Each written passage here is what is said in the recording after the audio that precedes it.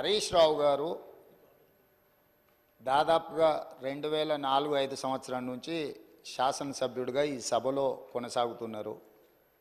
2014 నుంచి 2023 వరకు వారు మంత్రిగా కొనసాగినరు.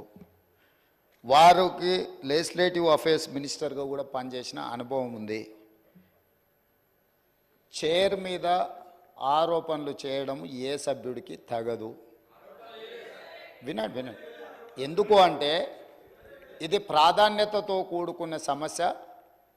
కార్మికుల పక్షాన కార్మికులు కష్టాలలో ఉన్నప్పుడు 50 రోజులు దీక్ష చేసినప్పుడు 50 మంది చనిపోయినప్పుడు ఖమ్మం జిల్లాకు సంబంధించిన డ్రైవర్ శ్రీనివాసరెడ్డి గారు తన పిల్లలు పెద్ద ఉద్యోగాలలో ఆర్థికంగా బలంగా ఉన్న ఆనాటి ప్రభుత్వం యొక్క వివక్ష 50,000 కార్మికుల పట్ల చూపిస్తున్న విధానాన్ని వ్యతిరేకిస్తూ ఆత్మ బలిదానం చేసుకున్నప్పుడు ఆ కుటుంబాలకు వాళ్ళందరూ అండగా నిలబడ్డారు.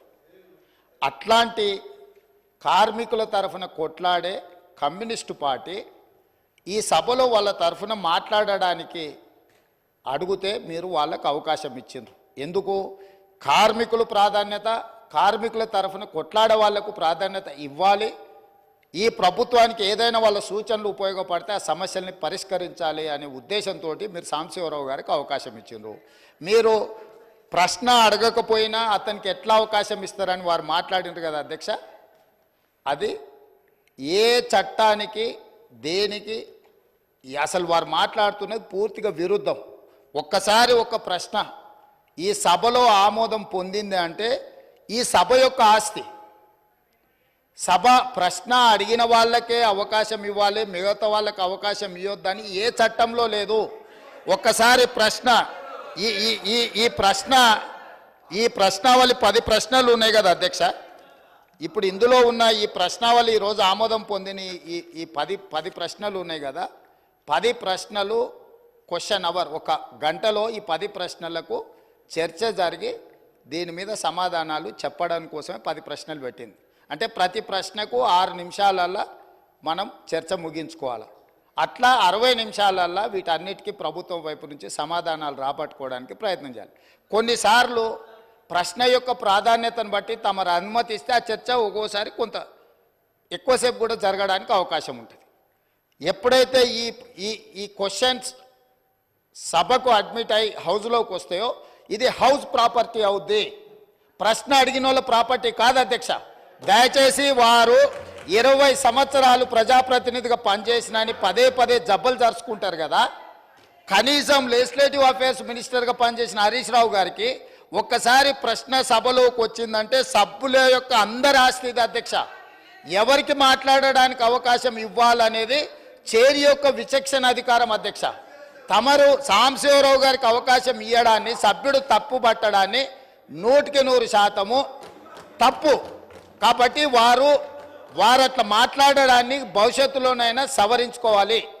అదేవిధంగా వారు పదే రూల్ బుక్ గురించి మాట్లాడుతున్నారు అధ్యక్ష. అదే రూల్ బుక్లో చాలాసార్లు వాళ్ళు కోట్ చేసిరు. సభ్యులు చైర్ను వదిలి పోడియంలోకి వస్తే అదే రూల్ బుక్లో ఆ సభ్యులను బయటకు పంపించే ప్రొవిజన్ కూడా ఉంది అధ్యక్ష. తమరికి తెలుసు కదా అధ్యక్ష అది.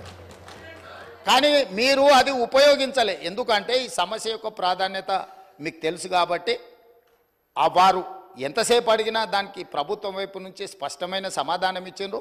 ఆ సమాధానంతో వాళ్ళు సంతృప్తి చెందకపోవచ్చు. ఎందుకంటే 10 సంవత్సరాలు వాళ్ళు చేసిన తప్పులు ఈ ప్రభుత్వం కూడా చేయాలని వాళ్ళ కోరిక ఉండొచ్చు. కానీ ఈ ప్రభుత్వం ఒక నిర్దిష్టమైన ప్రణాళికతోని కార్మికులను ఆదుకోవాలని, ఆ సంస్థను బ్రతికించాలని, ఈరోజు ఆ సంస్థను ఆర్థికంగా బలోపేతం చేయాలి అని ఈరోజు అహర్నిశలు కృషి చేస్తుంటే వారు పదే వారు గతంలో ఆ కార్మిక శాఖకు గౌరవాధ్యక్షుడిగా ఉన్నారు. ఆనాటి ముఖ్యమంత్రికి ఈయనను ఎట్లా తొలగించాలనో అర్థం కాక ఆ కార్మిక సంఘాన్ని రద్దు చేసిండు. ఎందుకంటే ఈయనను తొలగించాలంటే ఏం చేయాలనో తెలియక వాళ్ళ అంతర్గత సమస్యలు వాళ్ళ ఇష్టం, వాళ్ళ కుటుంబ సమస్యలు వాళ్ళు ఏమైనా కొట్లాడుకొని, కానీ ఆ కార్మిక సంఘాలనే రద్దు చేసింది వాళ్ళ అధ్యక్ష.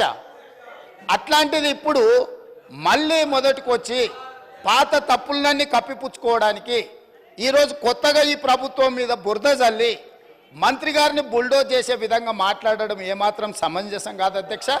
చివరిగా నా సూచన ఒకటే సభ్యులందరికీ, ఎందుకంటే ఇక్కడ దాదాపుగా 119లో 60కి పైగా మొదటిసారి ఎన్నికైన సభ్యులు ఉన్నారు.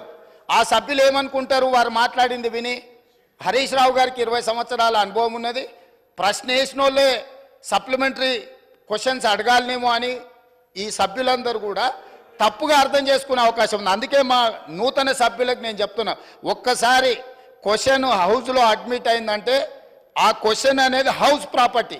ఈ హౌస్లో ఏ సభ్యుడైనా కూడా సప్లిమెంటరీ క్వశ్చన్ అడగడానికి అవకాశం ఉంది. సప్లిమెంటరీ క్వశ్చన్ అడిగినప్పుడు స్పీకర్ అనుమతిస్తే ఎవరైనా మాట్లాడడానికి అవకాశం ఉంది. కాబట్టి మా నూతన సభ్యులకు కూడా నేను చెప్తున్నా, ప్రశ్న సభలోకి వచ్చిందంటే ఇది హౌస్ ప్రాపర్టీ. కాబట్టి సభను తప్పుదోవ పట్టించే ప్రయత్నం చేయొద్దని చెప్పి వారికి సూచన చేస్తున్నా అధ్యక్ష.